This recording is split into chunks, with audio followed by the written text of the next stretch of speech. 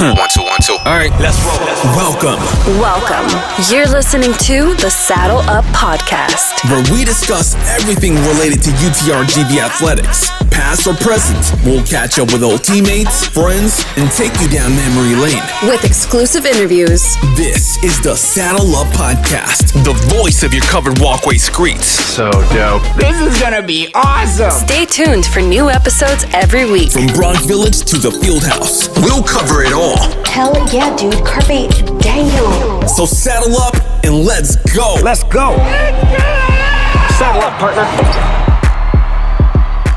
Hey guys, season 4. We got to season 4. Well, I hoped that we had gotten here to this point, but there's no way that we could have gotten here to this point without having our first ever guest on season 1. Please tell the people.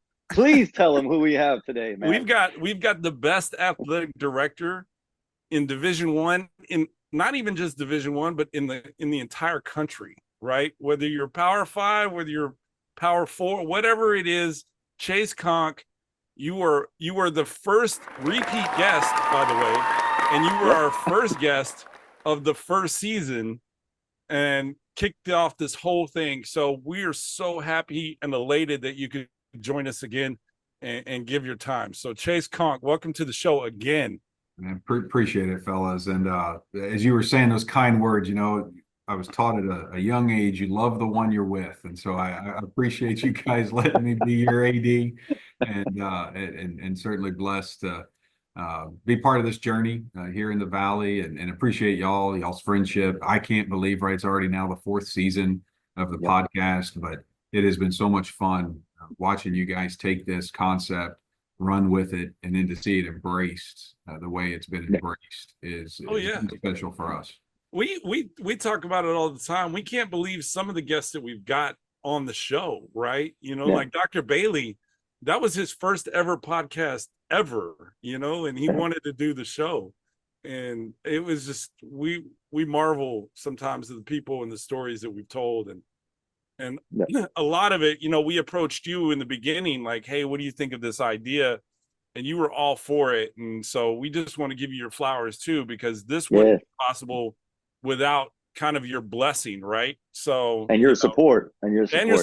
Yeah, you guys have done a great job helping us kind of get this thing going. And it's so important, and I know we'll get into a lot of different topics today as it relates to athletics here, but it's so important to know where you've been, right? And it's so important to be able to celebrate the traditions and the history and really bring the family back together, right? And we talk a lot about that and making sure, and even with our current student athletes, that's really important. So you guys have helped not only tell our story and all the exciting things that are happening at the university in athletics, but it's been so fun to hear even some pieces of history that I didn't know. And we've all enjoyed keeping up with the podcast, and congrats to you guys. Well, thanks. Something that I saw your announcement or your speech that you had mentioned in 50 years, only one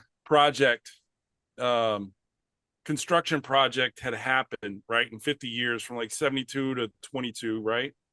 And then from 22 to 26, there's 13 on either ongoing or planned, right? Is that correct? Did I get that correct? Yeah, no, that's correct. And maybe even undershooting it a little bit, because some of the, the different pieces of projects, depending on what sport it is, are kind of combined in that number. But yeah, it was one of those moments. Last week, I told Jonah Goldberg, our senior associate AD, I said, Jonah, fact check me here. But I think I have enough of the history and my arms around, where we've been. And I tell you what's really fascinating is Jim Brooks, his tenure when he was athletic director here, the longest tenured in serving AD in the history of Pan Am or UTRGV, certainly. And the construction and the things that they did during that time, really special. When you really dive into, when the Orville Cox Tennis Center was constructed, when Jody Ramsey Stadium was built, when the field house was built, And then back then, that was also a time where, kind of physical education, kinesiology, you saw a lot of that fall under the athletics department, right? So he was also really instrumental in, in several of the buildings, not just where the field house is located, but HPE 2, which is next door, and was the physical education programming. So super aggressive and really transformative times during that tenure. And then, when you look at it, Jody Ramsey was completed in the early 70s. And between that point and 2022, the soccer and track surface was constructed, and about 1,000 bleacher, seats. And that maybe is, some 10 years ago when that was finished. But to think about the pace in which we're moving right now, and really it goes back, 2019 is when December 2019 is when we started our master planning, right? Our capital project planning. And then now to see some of them already come online, right? We got to open up our track and cross country operations center this spring. We got to open up our soccer operations center, our Vaqueros golf center, obviously our administrative offices, the new weight room, the field house interior, complete redesign. The new gym, the practice gym. The practice gym where it's crazy. We got to see that. Yeah. And so all of that is super neat. But when you put the parameters in there of 22 to 26, and there's 13 of those things totaling 160 million, that's tremendous growth and a lot of work and a lot of weight that our staff is carrying to make sure those facilities are done right. And we have great partners on campus that work closely with us. But it's really good stuff, and it's fun to watch our student athletes walk into those facilities for the first time. That's the special moment you really wait for. Well, if you want to name the practice gym after Saddle Up Podcast, you're more than welcome. We'll give you the rights to it. So we're just saying, You'll sign those over. I appreciate it. Yeah, we'll sign those over. Volleyball teams and basketball teams, they need to talk, right? Talk on defense, talk on offense. Yeah. You might as well name it Saddle Up Podcast, because that's all we do is talk. So there you go. So I think it'd be a match. Or maybe just a plaque on like the concrete, like heading into the building. I don't know, something. Well, before we we're full of ideas. Right when the cement, when the foundation was poured, guys, I did go in there with a stick, wrote y'all's name. But lo and behold, they covered it up. They did. Story of our lives, Chase. Fair enough. It got rained out. Huge storm came in, guys. The one time it rained in the valley, and that's when it got the one time it rained for 3 days. Wow. Okay, so one of the biggest changes, I guess, that's kind of hit campus, and it just started, this week, was we saw last week that the entire football team was there, right? And so that's got to be something. That's got to be something really cool. That's exciting. Football players are on campus, and like talk a little bit about that, because that's got to be some exciting stuff. No, incredible. Something we did a little bit different this year is we brought all of our student athletes. So today is the first day of school. So today is when our campus is fully open.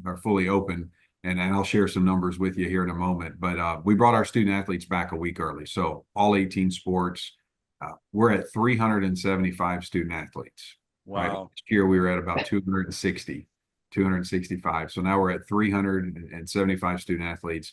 And so we did our own welcome week for our young people. And it was so much fun. I mean, we did different cookouts, different events, and really just brought them together. Got a lot of stuff tackled before the start of the semester. But last night was special. And last night we had all 500. We were missing our soccer teams. They're on the road competing this weekend. But we have 500 plus in our organization now, right? So nearly 400 student athletes. We have a little over 110 employees, coaches, staff, and administrators.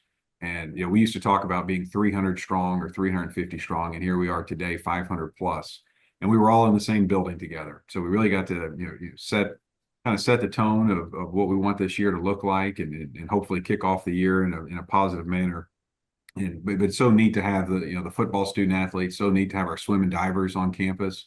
We have about 20 young ladies that will compete this year. That they won't have a practice year like football. The swim and divers will compete. So it's safe to say they're diving right in. and making a splash. And What they're a making great splash. Yeah. dad jokes like crazy, guys. Going on season 4, baby. Welcome to season 4, baby. But they're making a splash. Football's making a splash. But yeah, total. I mean, really the vibe. I mean, just and I credit to our current student athletes. I mean, we've been talking about our football team and swim and divers and their arrival for a year and a half, 2 years. But something last night that we did that I know you guys will appreciate. We do a new student athlete orientation for about 45 minutes, and then we bring everybody in and do a big one, for about an hour and a half before we wrap it up. And in that new student athlete orientation, we led a session about our history. We talked about our legacy institutions. We talked about the Bronx.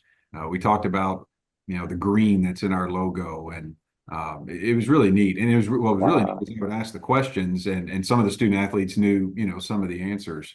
But that I think that's so important, right? Because what they know is they know us today, right? They know what we have. They know why they were attracted and drawn here.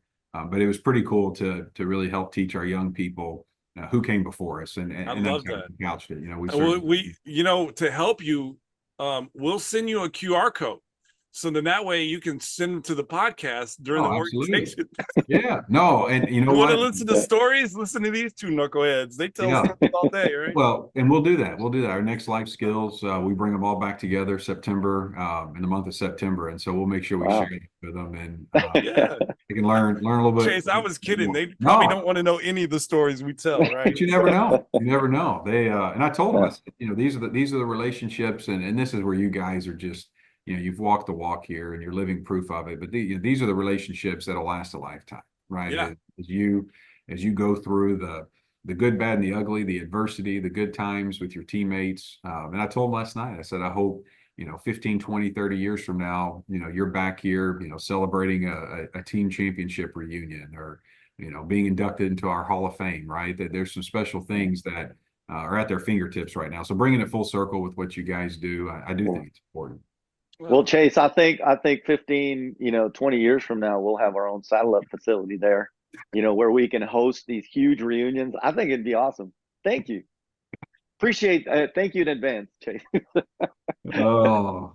well, yeah. I think Matt's going to be the primary investor in that, by the way. I'm not. It'll be right before a rainstorm and he gets swept away with the concrete, right? That's right.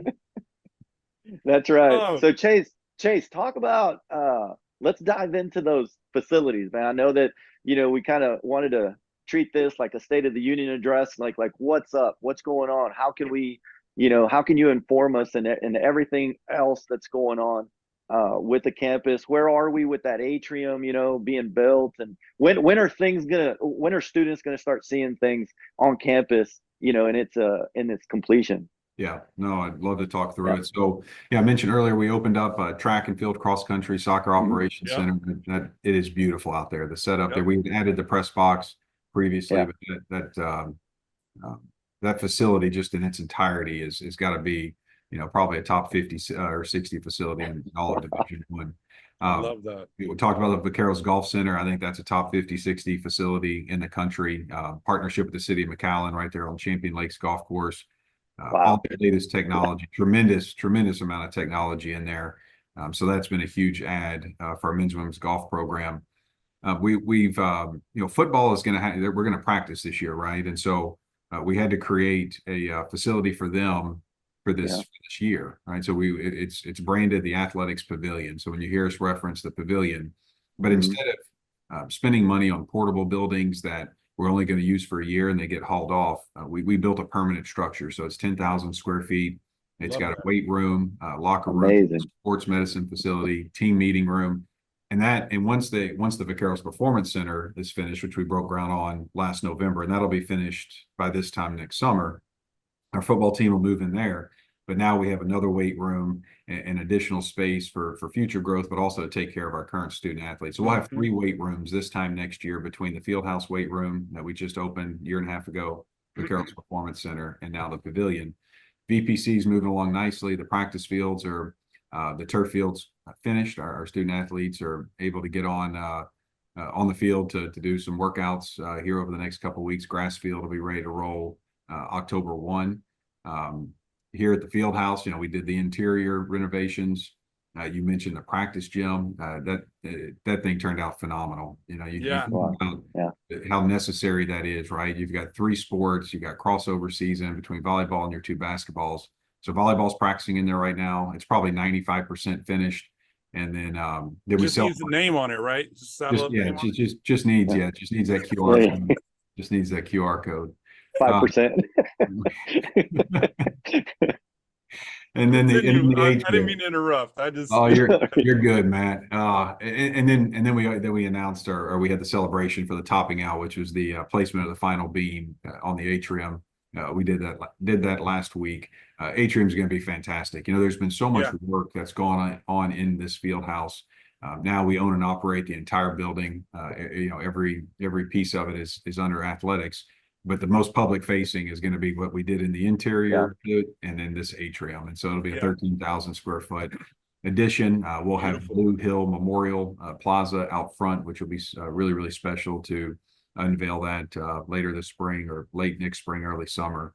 And then you've got Vacker Stadium. That's a huge one for us. And so here in the next couple of weeks, we'll be announcing all of the renovations, but it's about 30 million in renovations that are ongoing right now, and those have to be complete by this time next year. So our target is July of 25 with kickoff in August. And then the last facility, and we haven't started construction, we're finalizing some things, will be our tennis operations center. That's why we think construction will take us into 2026. But when we got here, and we may have talked about this before, we have 18 sports today. We had 16 sports until the addition of football and swim. Of those 16 sports, only 4 had their own permanent locker rooms. And those of our former Letterman and alumni that listen in, they're going, yeah, tell me about it, right? We remember those days. Golf just had vans. We had a couple of makeshift portable situations for some of our sports, but our goal in this was, if we wanted to start football, we really wanted to do something that could throw a boulder in the stream, for our future. We wanted all boats to rise with a high tide. And, I love it. And we wanted to make sure that everybody was well taken care of. It's amazing. I love it. That's amazing. That is amazing. And while you were talking, I had a vision in my head, and look, G already knows when I get a vision, he's like, oh Lord, what's the idea? I think we should do a saddle up college game day show for the first home game. Right? Yeah. Next year. We could put it together. I mean, I think it would be cool if we invited some people, like, just had like special guests or whatever, and we just do, because I think it's going to be a couple years before ESPN and those guys college game day come down, right? I can envision them doing it, but we'll fill in until that happens. I think we should fill in. I think we should do it first. So I think we should do something like that. I think it'd be really, really cool. No, that's going to be such a fun time, right? It is. Yeah. And we're kind of living 2 lives right now. Right? We're very focused on what we have in front of us. We're really excited about this upcoming year. I love our group of student athletes, and I feel like I say that every year, but in today's modern time, with so many changes that are transpiring, we have a tremendous group of young people. I mean, they're here for the right reasons. They were attracted to UTRGV for the right reasons. Of course, we're eager. It's the start of the semester, start of the academic year. But it's awesome. I had a chance to spend a better part of the day on Saturday with our SAC, our Student Athlete Advisory Committee, at their retreat, and then we had them over for dinner later Saturday night. So you really get to spend some great time with them and get to know more about them and what makes them tick and what they're excited about. But it's a great group of young people. The Southland Conference, right? We officially joined the league July 1st. We still have 2 programs that are part of the WAC. Men's soccer, we were blessed that they continue to play in the Western Athletic Conference, and we received an affiliate membership for them, and also our women's swimming and diving program. But the other 16 sports, effective July 1, now official Southland Conference members. And I know I can tell you our coaches are excited about that. Our student athletes are excited about that. I had our group of student athletes last night all together and asked, for everybody from the state of Texas to raise their hand. And it looked like it was 80% of the room, right? It may be something like 70, 75% of the room from the state of Texas, but you got 7 Texas schools in the Southland. So the amount of times that those student athletes, parents, grandparents, family, aunt and You go uncle see be able them to watch play. them play. Yeah, participate. Yes. There's so many things that we see on the surface on why this is going to be good for us. Missed class days, easier travel.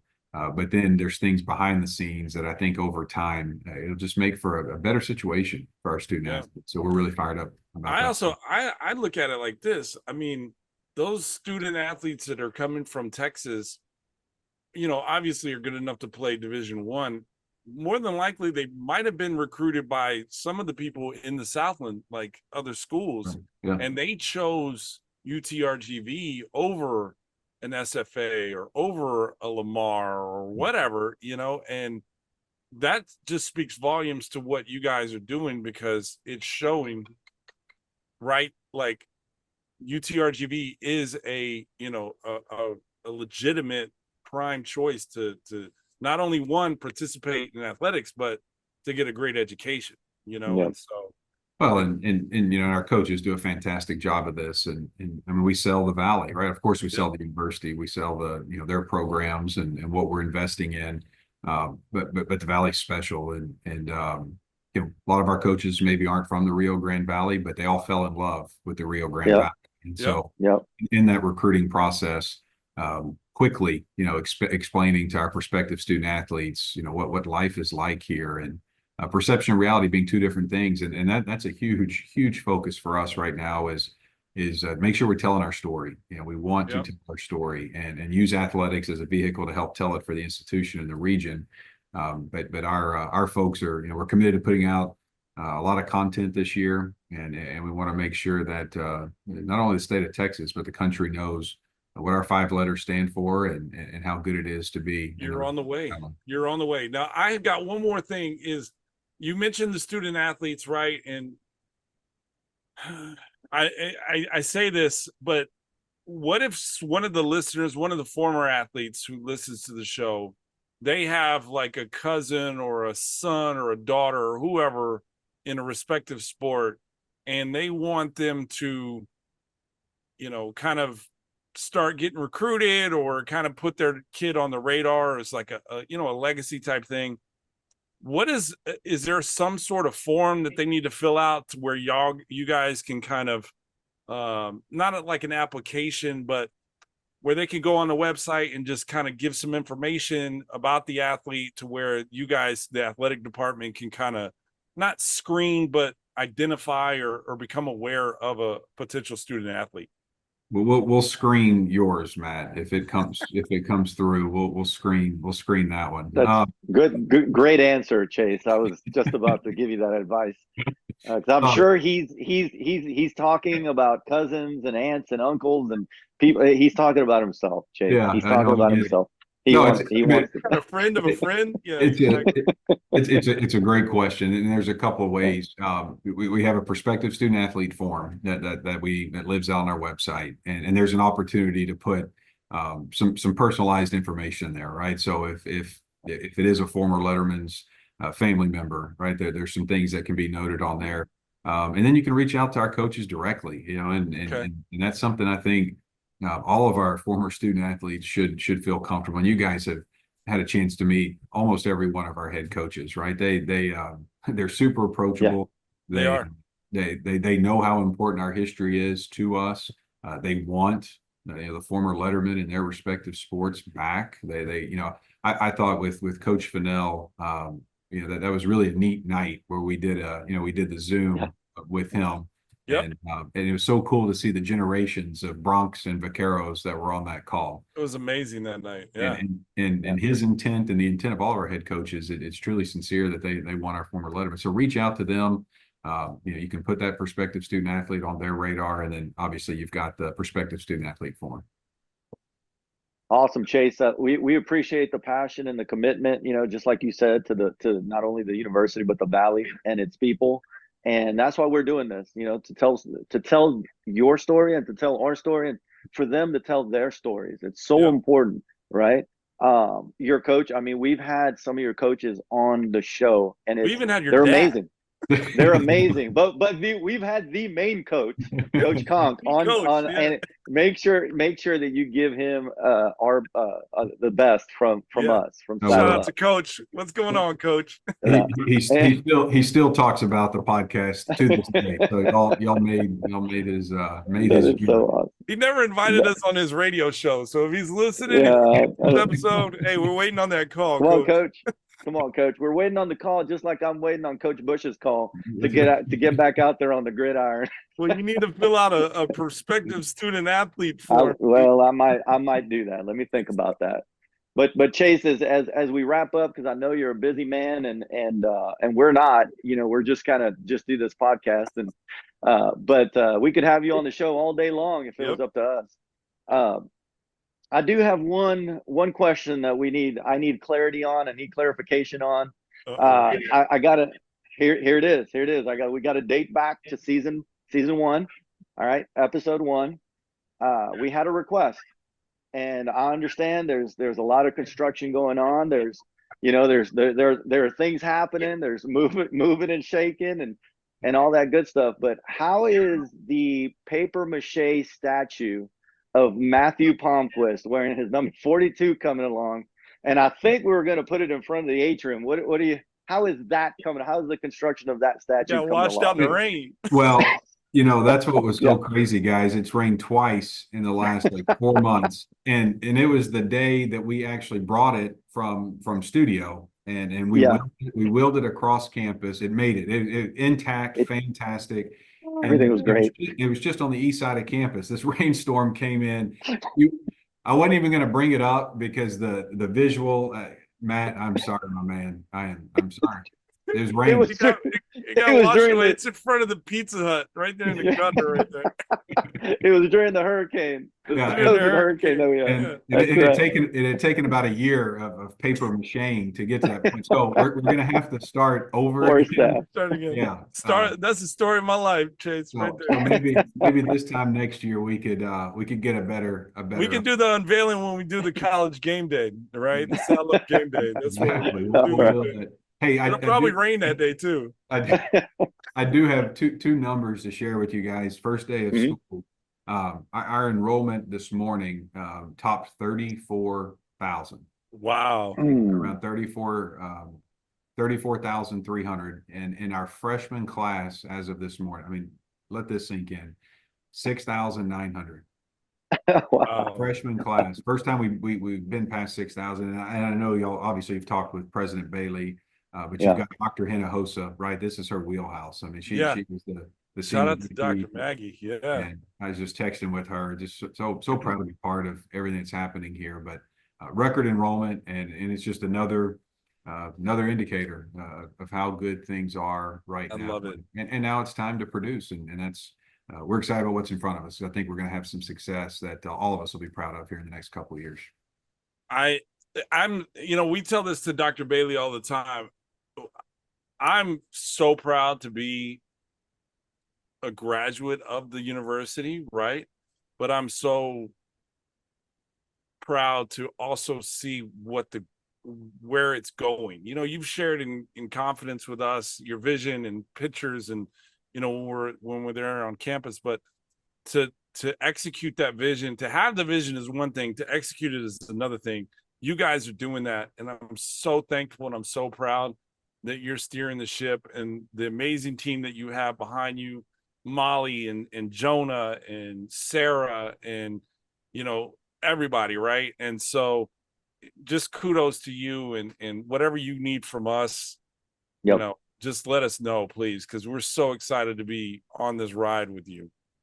No, appreciate it, gentlemen. And you said it. We have one of the most hardest working teams in college athletics. And what I'm so grateful for, and I shared this with our student athletes, which they don't appreciate right now, right? But but I translated to their world, the continuity we have. And I told them, I said, when you have a locker room in a team that's been together, and you have that continuity, right? Your chemistry, I mean, you're able to go a lot faster. Right? You don't have to pause and recreate a culture or instill certain things. And that's what we have in our senior administration team. And John Evans, John and I've worked together for 13 years. He's our senior associate AD for facilities. I mean, he is leading us through 160 million in construction, right? He is committing. He doesn't leave the office till 9 or 10 at night, every night, just to make sure things are, getting done and moving along. But you mentioned a lot of them, but we have a tremendous team, and everybody's just excited. And I think there's some real renewed juice as you start seeing some of these things come to fruition. You start to see those new student athletes right between those two programs, and having a chance to visit and talk to those two teams for the first time ever. That for me, I'll tell you, fellas, I got emotional. I mean, when I was seeing the football team talking about pioneers, and we had talked about them being pioneers during the recruiting process, and then to see those 80 young men, just looking at you, those are neat and special moments. It's awesome. Good it's awesome. You're doing a great job, and I can't thank you enough. I can't thank you enough. It's an honor. I want to share some numbers with you. When you came on as the first guest, we had 4 viewers, 4 subscribers. We didn't know what we were doing. Yeah, it was, and I don't even think our wives were subscribers, right? It was like our Not moms. yet. Yeah. No. Maybe Lisa. Us and our moms. Lisa was an early adopter. She was an early. She was behind it from the jump, right? Then it was like 5 or 6. Then Matt, Yeah. let me correct your numbers. It was 5 or 6. It was 5 or 6. Yeah. Now we're over 7,200 followers on all platforms. That's awesome. Yeah. Like it's because of the people we've had on, and yes, the stories we've told, and the commitment that they have and what they're doing. It resonates, man. It resonates with people, and we get messages all the time. We get messages on Facebook. We get messages of connection of people that hadn't talked to each other in years. I'm talking 20, 30 years. They haven't spoken to each other. Yeah. And this podcast brought them together. Chase, that's what it's all about. It's about connection. It's about building that bridge. And thank you for your support. And thank you for everything that that the university has done for us. And man, we're just glad to reciprocate that and be a part of the ride, like Matt mentioned. We appreciate everything you're doing. We can't thank you enough. We can't thank you enough. This is a great way to start episode 1. Season 4, baby. Yeah. Episode 1. All right, man. Well, Chase, we wish you the best, man. We can have you on all day, but I know you're busy.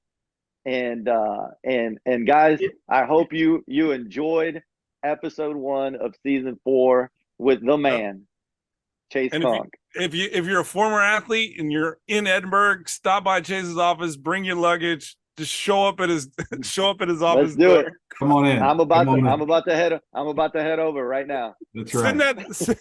Send that link to G so he can fill it out. So absolutely, fellas. Well, enjoyed it, and look forward to going through this season and hearing all the awesome special guests you guys have. But thanks for letting me be a part of it. We can't wait. Thank you, Chase. Can't wait. Till next time, guys. Next week, V's up, season 4. Let's do it.